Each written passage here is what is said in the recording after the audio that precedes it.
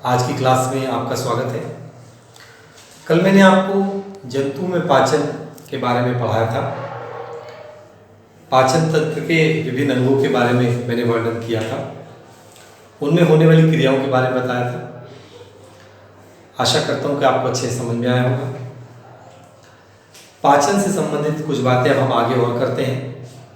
देखिए बच्चों, सबसे पहले जब हमने भोजन को निगला, जब मुंह में लिया, तो उसको कहते हैं अंतर्ग्रहण। क्या कहते हैं उस क्रिया को? अंतर्ग्रहण। इसके बाद अंतर्ग्रहण के बाद जब खाना आमाशय में आता है तो वहाँ पर पाचन होता है। आमाशय में पाचन होता है, छोटी आंत में भी पाचन होता है। जब भोजन पच जाता है उसके बाद उसका होता है अवशोषण। छोटी आंत में मैंने कल बताया था आपको, उंगली जैसी संरचनाएं होती हैं जिन्हें विलाई कहते हैं, वो भोजन को अवशोषित करती हैं।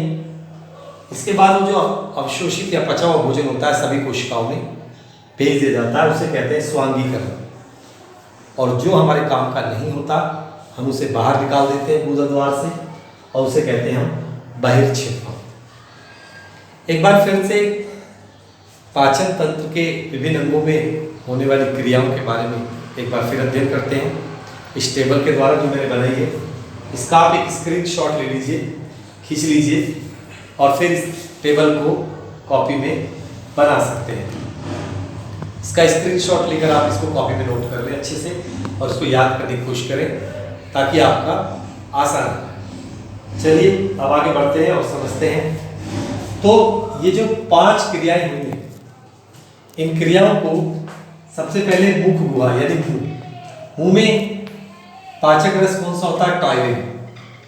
टॉयलिन क्या करता है? ये मंड को माल्टोज में बदल देता है। हमें मीठा मीठा लगता है ना, तो मंड क्योंकि माल्टोज में बदल जाता है।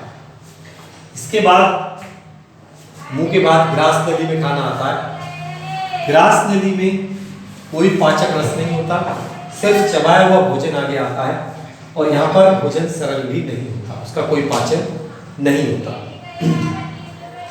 फिर इसके बाद भोजन आमाशय में आता है। आमाशय में जो पाचक रस है वो जठर रस है। जठर रस में श्लेष्मक होता है, हाइड्रोक्लोरिक अम्ल होता है। ये क्या करते हैं? ये भोजन के अवयव प्रोटीन, दूध और पॉलीपेप्टाइड को पॉलीपेप्टाइड में बदल देते हैं, और दूध से दही बन जाता है।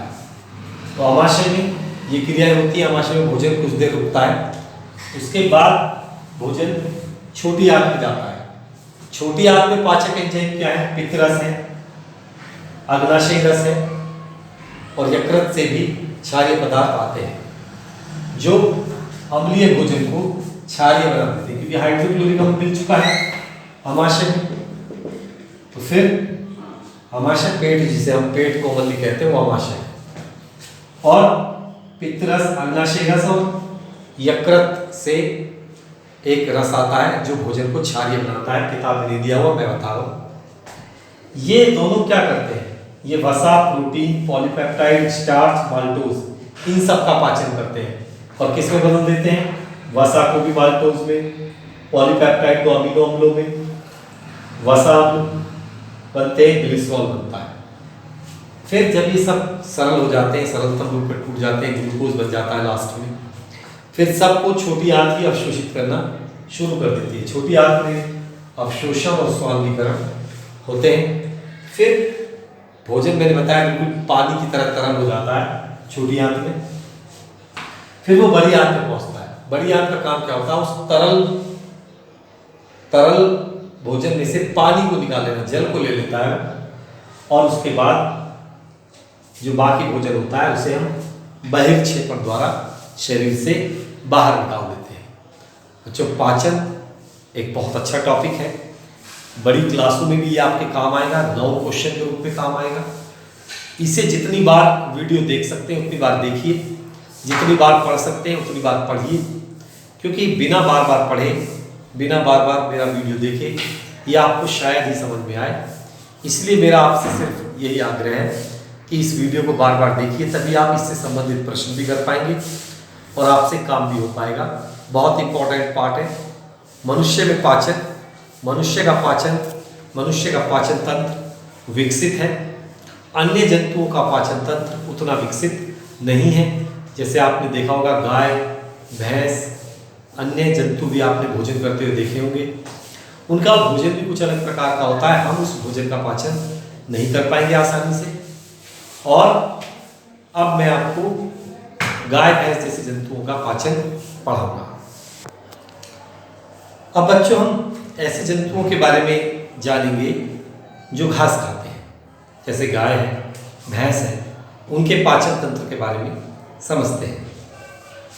बच्चों, जब ये जंतु घास खाते हैं, मुंह में उसको चबाते हैं, वो बहुत ज़्यादा अच्छी तरह उसको चबाते नहीं हैं, सीधा सीधा उसको निगल लेते हैं। उनके मुंह में पाचन की सामान्यतः कोई क्रिया नहीं होती है। वो सीधे भोजन को सटक कर अमाशय में ले जाते हैं, अमाशय में इकट्ठा कर लेते हैं। अमाशय में इकट्ठा करने के बाद उनके अमाशय में भी ज़्यादा पाचन नहीं होता, आंशिक पाचन ही होता है, थोड़ा बहुत पाचन ही हो पाता है। इनका जो अमाशय होता है उसे हम क्या कहते हैं कि अमाशय में जब हल्का सा ही पाचन होता है तो ये जंतु क्या करते हैं कि जो भोजन इनके अमाशय में होता है उसे बार बार बाहर निकालते हैं, मुंह में लाते हैं और फिर इसे अच्छी तरह चबाते हैं।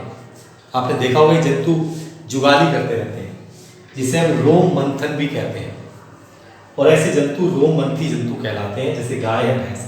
तो ये अमाशय में जिस भोजन का आंशिक पाचन हुआ है उसको वापस मुंह में लेके आते हैं, उसे अच्छी तरह चबाते हैं और फिर वापस निकलते हैं। काफ़ी देर तक ये इस क्रिया को करते हैं।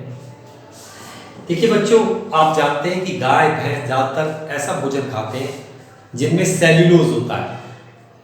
सेल्यूलोज एक कार्बोहाइड्रेट ही है, हम भी कार्बोहाइड्रेट लेते हैं, सेल्यूलोज भी एक कार्बोहाइड्रेट है। लेकिन बच्चों, हम में और जंतुओं में एक बड़ा अंतर यह है कि जंतु सेल्यूलोज का पाचन कर सकते हैं, हम सेल्यूलोज का पाचन नहीं कर सकते। अगर हम कुछ ऐसे पदार्थ खाते हैं जिनमें सेल्यूलोज होता है तो जैसे कि तैसे ही वो बाहर निकल जाते हैं, हमारे शरीर में उनका कोई पाचन नहीं होता। तो जंतुओं में फिर ये पाचन कैसे होता है? जंतुओं में भी वही अंग होते हैं, मुंह होता है, ग्रास नली होती है, अमाशय होता है, छोटी आंत होती है, बड़ी आंत होती है, बहिर्क्षेपण होता है, सब कुछ होता है, गुदाद्वार होता है, सब कुछ होता है। लेकिन एक चीज़ उनमें एक्स्ट्रा होती है, छोटी आंत और बड़ी आंत के बीच में भी एक पाचक अंग होता है जिसे हम कहते हैं अंधनाल या सीकम। तो बच्चों, होता क्या है कि ये जो सीकम होता है, यहाँ पर सेल्यूलोज आता है और यहाँ पर कुछ पाचक एंजाइमों के द्वारा सेल्यूलोज का पाचन जंतुओं में होता है। छोटी आंत से कहाँ पर आएगा? सीकम में आएगा। सीकम में होता है सेल्यूलोज का पाचन। मनुष्य में, हमारे अंदर सीकम नहीं होता, क्योंकि हम सेल्यूलोज का पाचन, हमें ऐसा भोजन खाते भी नहीं जिसमें ज़्यादा सेल्यूलोज हो। तो ये सीकम घास खाने वाले जंतुओं में पाया जाता है। एक बार आप कहोगे तो मैं आपको इस किताब के पिक्चर में दिखा देता हूँ।